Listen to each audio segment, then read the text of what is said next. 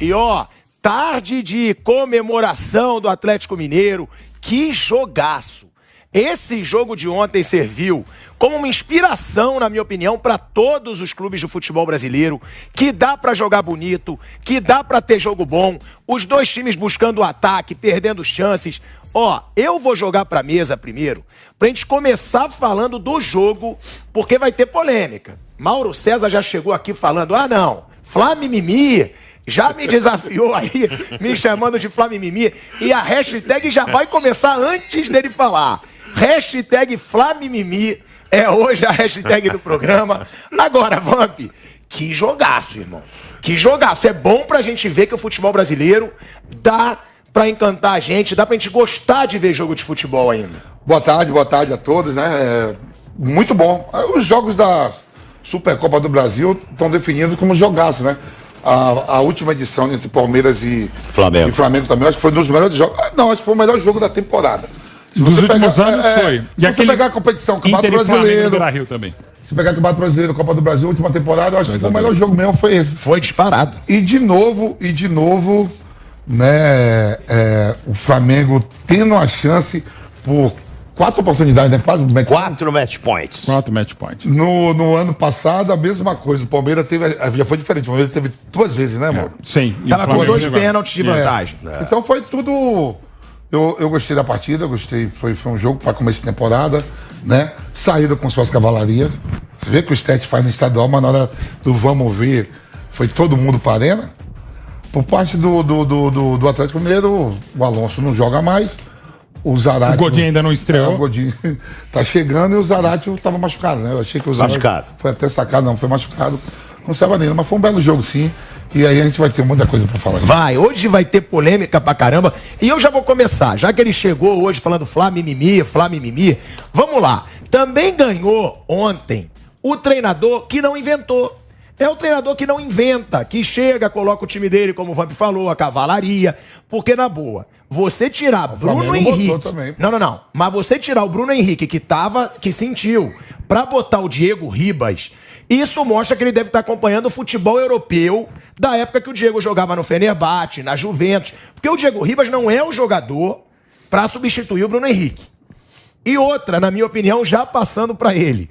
Quando você tira o Bruno Henrique e logo depois você tira o Arrascaeta, você perde o poder de decisão do Flamengo.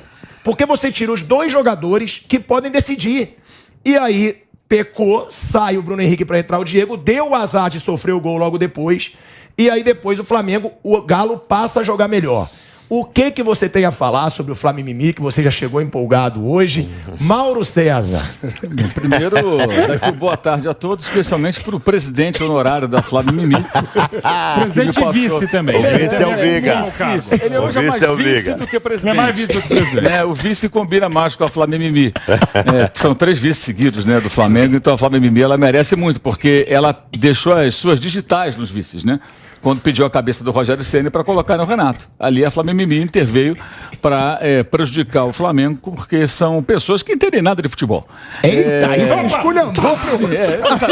Já vai na canela. Vai na canela, Maurão. Depois do jogo. Eu gostei disso, não bati o Bruno.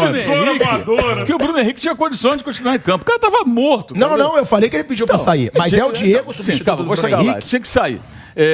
O Arrascaeta é a mesma coisa. Até no videogame o jogador fica cansado, né? O jogador cansa, então não tem como.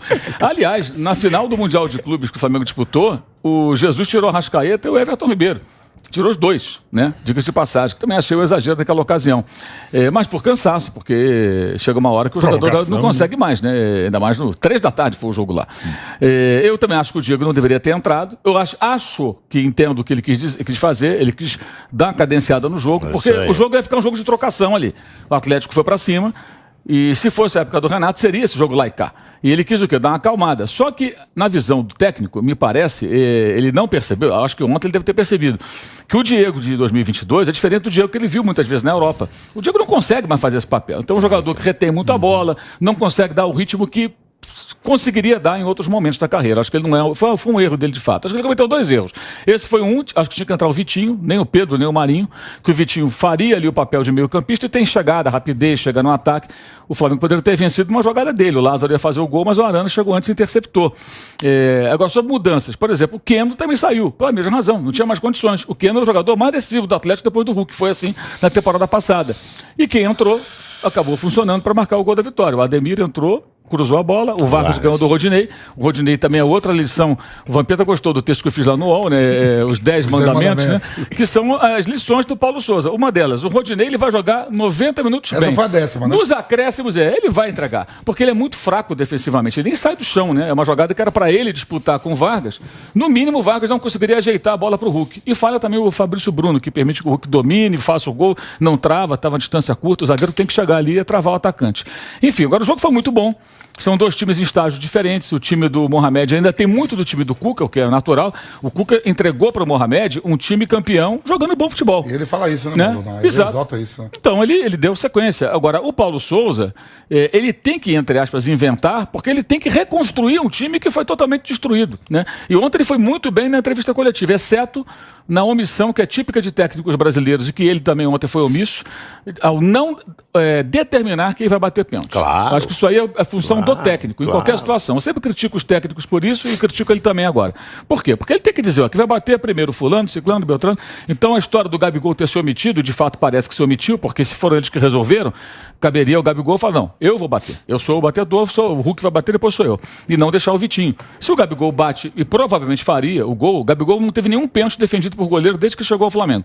Ele bateu no travessão contra o Botafogo, até meio displicente, o jogo estava meio que ganho, e perdeu um contra o Santos agora no final do ano passado. Mais de 90% de aproveitamento. Que foi na trave. Os goleiros geralmente nem acertam um canto quando ele bate. O último goleiro que defendeu um pênalti dele foi o César, que saiu agora do Flamengo. Ele no Santos, o César no Flamengo, o César pegou um pênalti dele. Curiosamente foi justamente contra o Flamengo, no jogo do Maracanã. Então, eu acho que ele foi muito bem, exatamente do que ele falou depois do jogo. Com relação ao quê? A fome, a falta de capacidade de decisão. O Flamengo perde jogos que ele tem a chance de definir. Isso é culpa dos jogadores. Inclusive do Gabigol, que perdeu, que eu acho que é um jogador histórico do Flamengo, um grande ídolo, merece vários elogios, mas perdeu 2 gols no primeiro tempo, não se prontificou ali, não se apresentou para bater, quem bateu foi o Vitinho, né? Agora, quem perde 4 pênaltis numa disputa dessa com chance de fechar, não tem que reclamar. Eu acho que reduzir a discussão do jogo ao Diego também eu acho exagero. Não acho que o Flamengo perdeu por causa do Diego, embora tenha sido uma substituição ruim. Acho que o Flamengo perdeu ali, porque perdeu o pênalti no final. E teve até, acho que o empate foi justo, mas eu acho que o Flamengo mereceu mais vencer se alguém tivesse que vencer do que o Atlético. Até pelo primeiro tempo. O primeiro tempo foi totalmente o Galo teve mais chances, o Flamengo jogou melhor, mas eu acho que chances assim, é muito igual, porque teve um lance, ainda estava 2-1, aos 24 do segundo tempo, que teve 3 oportunidades do Galo no mesma jogada. Mas assim, o jogo foi demais, eu acho que é fundamental, como seria, independente do resultado, tem que o campeão, ainda mais um mega campeão como o Atlético, que, digamos, unificou o cinturão, já era campeão da Copa do Brasil, já era campeão do Brasileirão e agora campeão da Supercopa, tem mais é que fazer festa, mas sem crise em quem perde. Claro. Que era um absurdo fazer crise ano passado, no caso do Palmeiras, quando perdeu para o Flamengo, num jogaço também, que até foi melhor do que de ontem, né? E esse foi um outro jogaço, né? Então, assim, não tem crise em quem perde. De novo, só pode perder uma Supercopa, uma Recopa que vai começar quarta-feira, que tem outros torneios, né? E outra coisa também, é só no Brasil. Gente, não é só no Brasil que tem Supercopa, quando você tem um campeão, mesmo campeão, como foi o caso do Galo, campeão do Campeonato Nacional da Copa do Brasil. É muito dinheiro envolvido, é um jogo maravilhoso. Então, assim, é um absurdo o Flamengo. Você pode até discutir em termos regulamentares. Não, aconteceu na Alemanha, acontece direto, gente. Então, aliás, é culpa nossa da imprensa. A incapacidade ou a capacidade de desinformar dos nossos colegas, e eu me incluo entre eles, claro, de falar muita bobagem. A gente tá pegando a tia do Zap e publicando, gente. É só ler, vai na internet, em vez de ir lá no Xvideos, como faz o Vampeta, vai ver. Será que outras Supercopas... Que é isso? Será? Você deve estar lá, inclusive. Meu Deus. Outro amigo nosso tá. Mas, enfim, é só checar que tem, cara. E é muito legal que tem. Foi uma festa maravilhosa, um baita jogo. Então, quanto ao regulamento, tem. E quanto ao jogo, gente, ganhasse quem ganhasse, foi uma vitória do futebol. Não dos pênaltis finais, porque quando você tem 24 pênaltis e outros muito bem cobrados, e aí em relação ao Hugo também, o Hugo fez algo que há muito tempo eu não via. Mas não defendeu tanto. Ele acertou os 9 primeiros lados, gente. Assim, você pode discutir o primeiro gol, acho que era um gol defensável. O pênalti do Nacho, a bola passa por baixo mas dele. aí também tá igual o Vamp na noitada. Não, mas peraí. Quem pega? Eu não vai, vou noite, não. A frase é vai, boa. você gosta à noite. Mas você acertar os cantos... O negócio é meu aninho, você gosta de noite. Aí pode ser... Mérito do rapaz. Eu não gosto do termo Flamengo, mas, por exemplo, o Muralha, que não era goleiro para o nível do Flamengo e muito menos para a seleção brasileira, foi crucificado porque não defendeu nenhum pênalti e pulou nos 5 cantos contra o Cruzeiro. Gente, não defender pênalti, não dá pra você crucificar. Você pode até discutir por que ele pulou por todos os lados. Mas também se discutir tanto o Hugo, que acertou 9 das 10 primeiras cobranças, cara, das 10, porque foram 12 no final. É muita coisa. Eu vou passar pra você, Nilson, antes convidando o Mauro César pra ser diretor na chapa da Flamengo Mimimi, porque ele concordou comigo. Jamais. Ele concordou. A substituição ele achou errada. Eu sou contra o Mimimi em qualquer área. Hoje, Especialmente eu no sou contra Flamengo. o termo Mimimi. eu vou ler o blog do... Ele falou sobre uma situação que você chamou muito a atenção ontem. Lógico. Que foi o pênalti Ele é que o Gabigol inteligente, não rapaz. cobrou. Ele é inteligente. É óbvio. Esse negócio de jogador reunir pra ver quem bate é na praia. Sim, na praia, no campo de várzea. Aí você tem que definir. Vamos reunir aí pra ver quem... No videogame você define quem bate pênalti, quem bate falei escanteio, muito quem bate isso. falta. Falei, que é isso, pô? Vai reunir pra ver quem Não, bate. você pode ter sensibilidade, mas a palavra final tem que ser do Sim, treinador. o técnico tá vendo, ó, os caras definiram. O Vampeta falou mesmo isso, que os caras que conversaram. Eu não tava acreditando nisso. Eu falei eu com até eles. briguei com o Vampeta, foi impossível, Vampeta. Não, os caras que estão conversando ali pra 5 bater. primeiros Falei, pô, pera um pouquinho, mas se eu depois- sou técnico do Flamengo, a primeira coisa que eu faço é a hora que eu vejo o Vitinho sair, opa! Grito ali, falo, não, vai lá, Gabigol. Eu sou comandante, tem uma hierarquia. Então ele falhou. Pra mim foi pior que nas substituições. Pra mim essa falha foi pior, porque a substituição acabou o jogo, 2-2 e empatou. Era uma outra história ali. A história era a história decisiva na cobrança de pênalti. Então pra mim isso é mais grave. O cara não ter se colocado ali pra colocar o batedor de pênalti oficial do Flamengo depois do Hulk foi um erro gravíssimo. Mas eu vou ler o blog do Mauro, como eu leio sempre. Primeiro mandamento, Mauro, eu não sei se você escreveu, sepulta de vez o Jorge Jesus, que senão qualquer infeliz que assumir o Flamengo não vai conseguir trabalhar. Outra coisa, o torcedor do Flamengo tem que ter a consciência seguinte, esse time está envelhecido. Você tem o Davi Luiz e o Felipe Luiz lá pelo lado esquerdo, que são 2 senhores. Daqui a pouco vão com os netinhos pro Maracanã. Já são 2 senhores. Você tem o senhor na lateral direita, que é o Isla. Você tem o goleiro, o Diego, que é um senhor também, que daqui a pouco vai com o Neto. Não é aquela coisa de 2019, não é isso? Aquele Flamengo, daquele período do Jorge Jesus, se voltar ao tal do Jorge Jesus, que deveria ser sepultado, no primeiro mandamento eu sepultaria o Jorge Jesus. Não, mas você vai matar o Jorge Jesus? Não, o Jesus bom, esse é aquele que ressuscitou. Esse não salva, esse não. Mas esse Jorge Jesus tem que sepultar. Mas você quer matá-lo? Não quero matar, tem que sepultar. Sepulta o cara ali e esquece o Jorge Jesus. Esquece. Não, faz um busto, talvez. Esquece, deixa o cara, deixa quem entrar trabalhar. Aquele Mas ninguém falou ontem do Jorge Jesus. Mas falaram do Jorge Jesus. todo Mas erro pensaram. do treinador tá começo de temporada. E por que você que é vice-presidente da Mimimi, você é o vice. Presidente e vice. O presidente é o Viga. Ninguém é pior que o Viga. Aquele é o presidente da Mimimi. Flá Mimimi é Rodrigo Viga. Você é o vice. Você é o vice. Então, tem que entender isso. Aquele Flamengo, mesmo se voltasse o cidadão que deveria ser sepultado, o Jorge Jesus, não vai existir mais aquele Flamengo. Envelheceu 3 anos.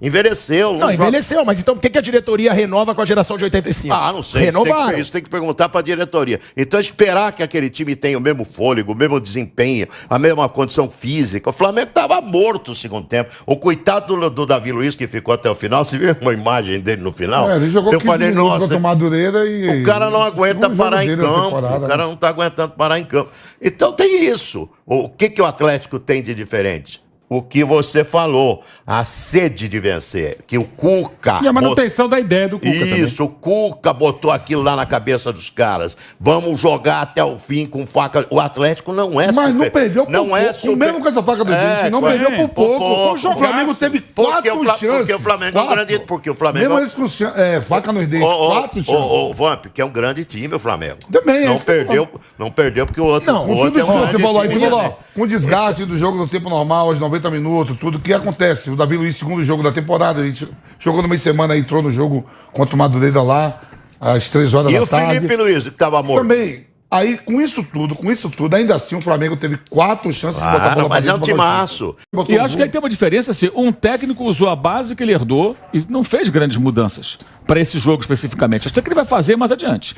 E o outro não tinha como aproveitar nada, porque não sobrou nada para ele do ano passado. Ele tem que fazer mudanças. Agora, se termina 2-1 com o passe do Lázaro, gol do Bruno Henrique, né, aí o cara é genial. Porque ele pôs o Lázaro na posição que não é dele. Meteu um bolão. Já tinha jogado Em um com minuto ele. deu uma bola Primeira bola maravilhosa. que ele pegou, Meteu ele fez um o bolão. passe e surgiu o gol da virada. Então, assim, a análise não pode ser muito assim, não pode ser resultadista. Acho que o jogo foi muito equilibrado, qualquer um poderia ter vencido, tanto tempo normal como nos pênaltis. Eu acho que, considerando de onde os dois times partiram no começo do trabalho de cada técnico, eu acho que o Flamengo mostrou uma evolução.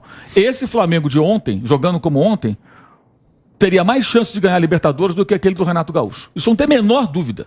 O time de Sem ontem dúvida, sim. poderia não ganhar, mas teria chances maiores, porque é um time que tem o mínimo de organização, que não havia naquele time de antes. Então o Paulo Souza está pegando lá do zero, lá de baixo. E eu acho que... É do zero, Maurão. Eu acho que é do zero. O Renato destruiu o time do Flamengo.